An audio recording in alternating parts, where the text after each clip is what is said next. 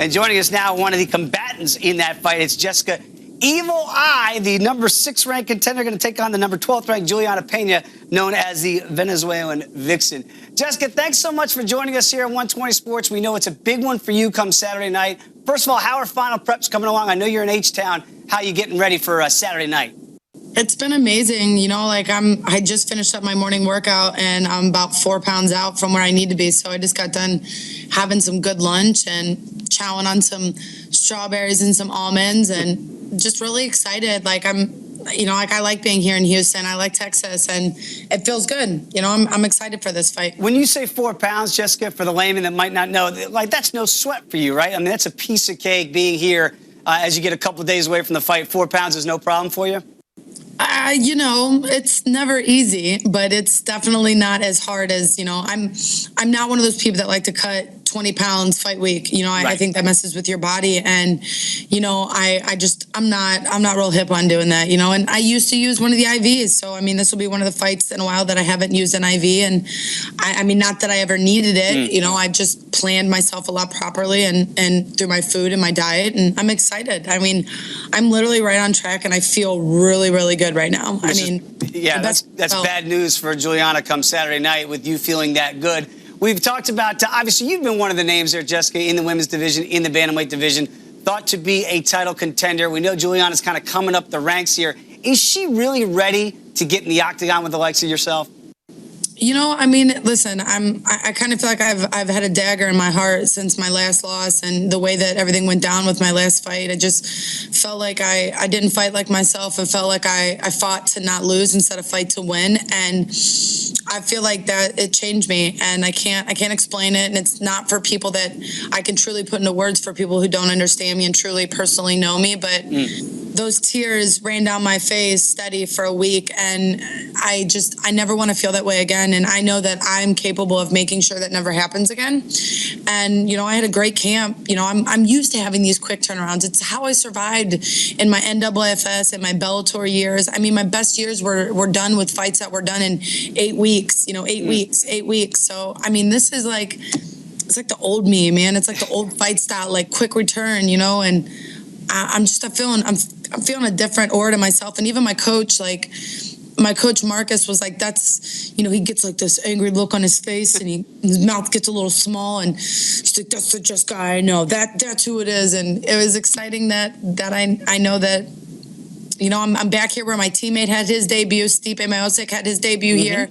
I had my debut here. We both won. And, you know, I feel like I'm in familiar realms and it's in a good spot. Yeah, I know that's not easy for you. Obviously, when you talk about the Miesha Tate fight, I know in general, and Julianna is kind of a protege of Miesha. I know it's not Miesha, but will there be a little bit of measure of, I don't know, a sense of some sort of revenge? Like, hey, look, that's not me, what happened in that fight. This is me, what's going to happen to Julianna come Saturday night.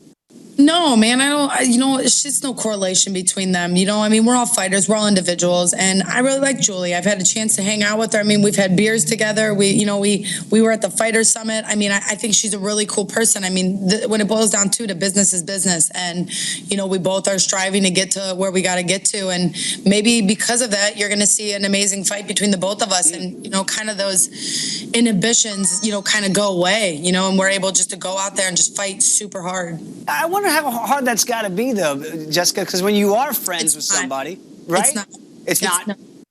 No, you know, it's crazy. It sounds as like my poor teammates sometimes take it harder than anybody else. You know what I mean? Like, and same with me, like, there's times that like they hurt me worse, you know, in training, and I'm harder on my teammates because I feel like, you know, like I have to make them better and I have to push them harder. And not that she's a teammate, but you know, she's an acquaintance of mine.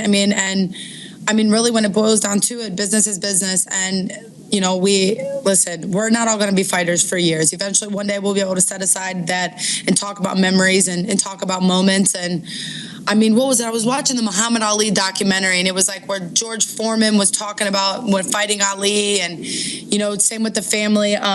Was it Frazier's family? Yes. That, like, yeah, like he actually sat down and like talked to Frazier's family and was like, look, it's about the sport and it's about me catching names for the fight and building up for it. But later on down the road, there's an amount of respect that goes out, and knows that we're all chasing dreams and cashing checks. So I mean, that's what it boils down to. I love the fact that you know that history, because it's unbelievable when you look back at the names that you just mentioned. I know the name in the women's division that people are always going to talk about is Ronda Rousey, and I know you got to win this fight, obviously, Saturday night. But when you talk about those memories, when you talk about making those memories, is that one somewhere down the road that you truly want?